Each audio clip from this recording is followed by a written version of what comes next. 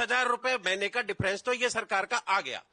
अब हम आगे की बात करते हैं। सरकार कह रही है सैलरी की 10% कर्मचारी का काटेगी, ओपीएस में नहीं कटता। 18.5% गवर्नमेंट मिला रही है, यानी टोटल 28.5% हो गया। एक कर्मचारी का वेतन अपन मान ले कि 1,00,000 और 25 साल अगर वो नौकरी करता है और 28.5% से अपन लगा लेते हैं, ब्याज भी मत जोड़ो उसमें, तो 85.5 लाख रुपए उसका जमा होता है। 85.5 लाख 25 साल में उसका जमा होगा। सरकार कह रही है कि हम एक साल में 1/6 करके 10वां हिस्सा जो सरकार कह रही है कि ये एक्स्ट्रा देंगे, वो करीब पड़ता है 7.5 लाख रुपया। 85.5 लाख में से हम 7.5 लाख घटा दें तो बाकी बचता है 78 लाख रुपया। 78 लाख का हम 9% ब्याज लगा दे, जो बैंक भी दे रही है, उसका हमें एश्योरेंस पड़ता है 7 लाख रुपया साल का ब्याज। और सरकार पेंशन दे रही है 50,000 रुपया। एक साल का कितना हो गया? 6 लाख। ब्याज से ही 7 लाख आ रहा है और दे कितनी है? 6 लाख।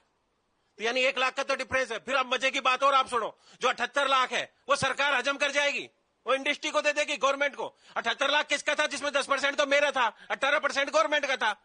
78 लाख कौन चलेगा? गवर्नमेंट खा लेगी। तो कर्मचारी का बेवकूफ है क्या?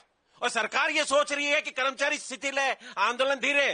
पहला जो हमारा रिटायरमेंट होगा बल्क में, वो 2030 से स्टार्ट होगा। अभी तो हमारे पास 6 साल है सरकार से लड़ने के लिए। और जब कर्मचारी रिटायर्ड होगा तो ये आंदोलन सरकार सोच रही है कि आके इकट्ठे होकर जंतर मंतर पे चले जाते हैं। नहीं, सरकार से दो हाथ हम करने के लिए तैयार है। 6 साल है हमारे पास। सरकार कुछ भी लिया, एनपीएस, ओपीएस, यूपीएस, लास्ट में ओपीएस पे ही आना पड़ेगा।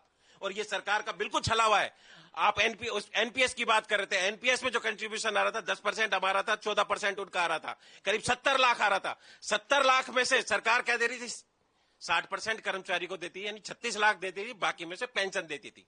और वो जो बाद का जो बचता था 24 लाख, मरने के बाद कर्मचारी, सरकार उसको खा रही थी। अब सरकार एक नया छला वाला है, 78 लाख खाने के लिए तैयारी हो रही है। तो ये कहां का न्याय है? क्या कर्मचारी को आप बेवकूफ समझते हैं? कर्मचारी लड़ेगा और जब बल्क में चालू होगा 2030 से 2035 में, जो 2004 का कर्मचारी लगा है, बल्क में रिटायर्ड होगा, निश्चित रूप से आप देखोगे कि एक जलजला पूरे भारतवर्ष में पैदा होगा। और जो सरकार है, कोई सी भी सरकार होगी, उसको ओपीएस देना पड़ेगा।